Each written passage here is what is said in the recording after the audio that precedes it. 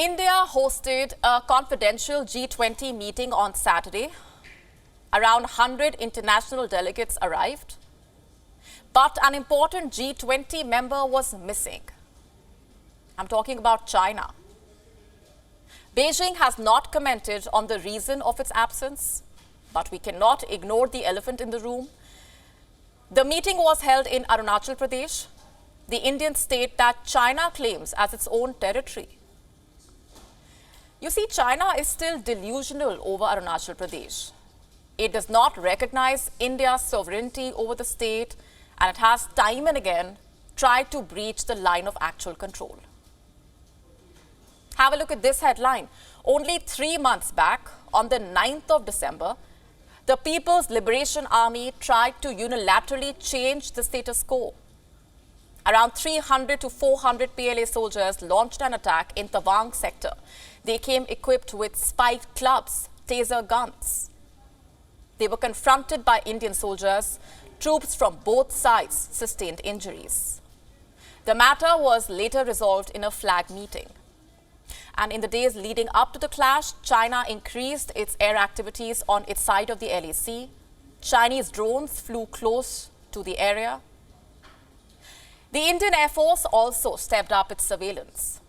And the face-off wasn't a first and likely will not be the last. The PLA has been upping its activity. Troops have damaged unoccupied bunkers and other infrastructure. They have been laying hands on civilians as well. Have a look at this report. A 17-year-old was abducted by the PLA. He was assaulted and given electric shocks in captivity. He was finally handed over to the Indian Army after a week of high-level diplomatic talks between the two countries. It's almost like China has been seeking trouble.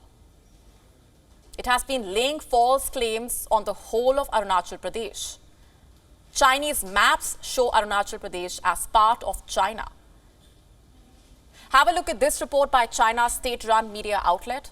In 2021, China's Ministry of Civil Affairs renamed 15 places in the state, and this included 8 residential areas, 4 mountains, 2 rivers, and a mountain pass.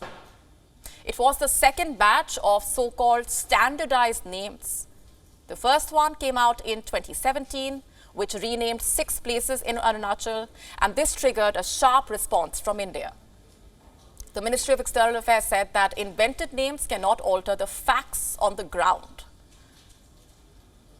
China is also trying to control rivers and weaponize water. Have a look at these satellite images. They show China is building a dam along India's border on a tributary of the river Ganga.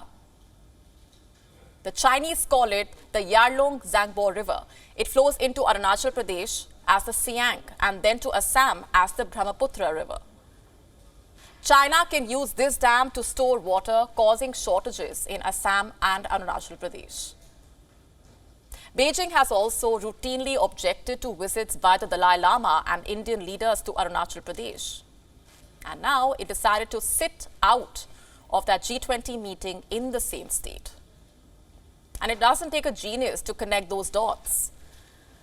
On the one hand, China is trying to play a global peacemaker. Remember, it brokered a peace agreement between Iran and Saudi Arabia.